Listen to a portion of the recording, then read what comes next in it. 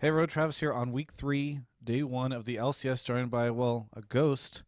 Chauster, I heard in the house tour, Double Lift told me you were dead. That's not the case? No, it's not the case. I actually did die, but I came back just to help Double Lift out.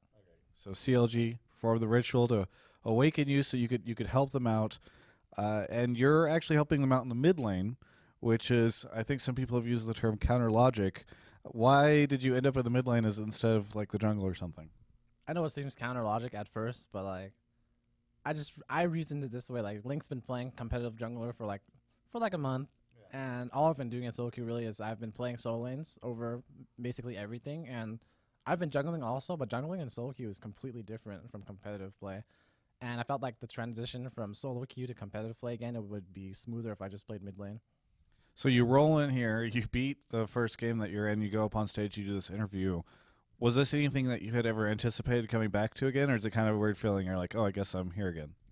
I really didn't anticipate being on stage again because I did retire and I made it clear like I'm not gonna come back to competitive league, but I wouldn't have came back to if Kelby just approached me and said, "Hey, are you interested in playing this with me?" Because he had approached me for previous weeks, and I said no, basically because I'm retired. I want to stick to my word, right? But this time around, Kelby didn't talk to me. It was like Double Lift said, "Hey, we're screwed." Using language like this, it really it kind of guilt trips me. I'm like, I could help him out, right? So I was like, all right, I'll come back.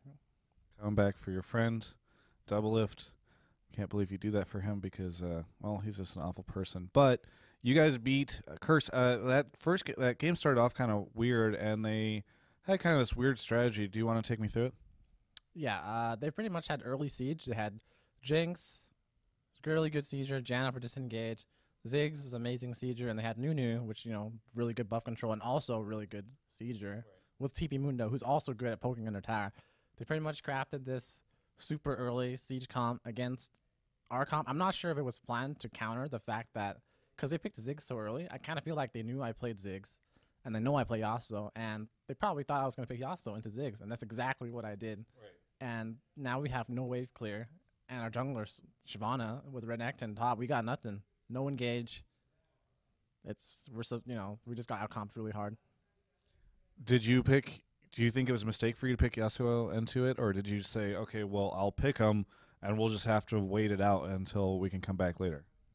Well, I picked them because I'm thinking more of the lane right now because Yasuo versus Ziggs is a pretty okay lane for Yasuo, but overall team comp wise, like yeah, I knew the weaknesses of it, but I didn't expect them to take such advantage of the discrepancy between like our lack of engage, our lack of wave clear. They just like completely abused us, and they did that very well.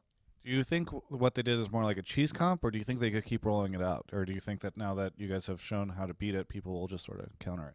I think what Chris showed us is a very good indication of how to craft team comps and how to counter certain ones because let's pretend they didn't craft this strategy out completely from the get-go. They first picked Ziggs, pretty good, solid mid laner, can fit into any team comp.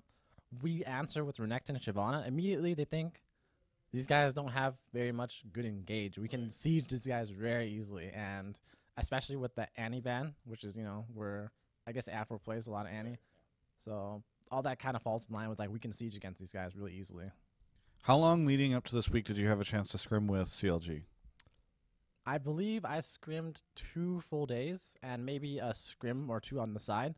The first scrim I scrimmed only because the words they used was Hotshot doesn't want to play, and I was like, yeah, sure, I'll just play. Let's play a game for fun. I didn't expect to play at all, right? And then a day passes by, I don't play, and then the next day they're like, hey, do you want to play for us? Like this is going on. I'm not sure if you're actually gonna play. And then I was like, whatever, I'll just play and do it. And then I played jungler against C9. That's when I realized, like, man, like I'm doing okay, but realistically, if I want to win, I think I should play mid lane and Link should stay in the jungle because I have a feeling he has a better idea of what to do right now since he's been playing it for 3 weeks in a row.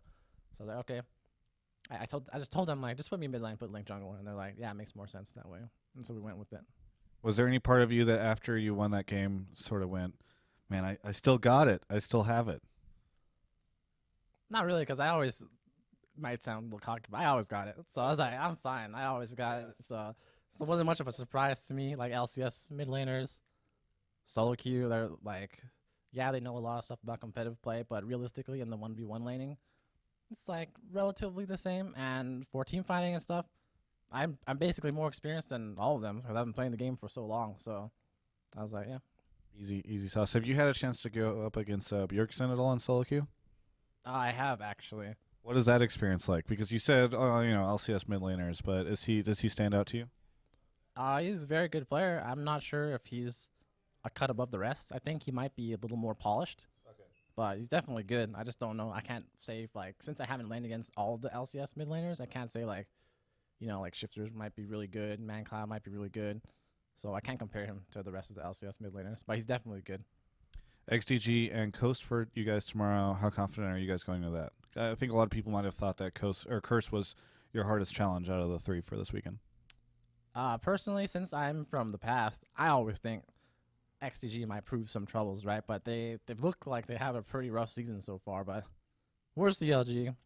If this is a CLG of all, we usually lose to we could lose to the last place, right? Because this has happened 2 seasons ago actually, where Vulcan went 0-5, and then we're gonna crush these guys, and we lost. Right.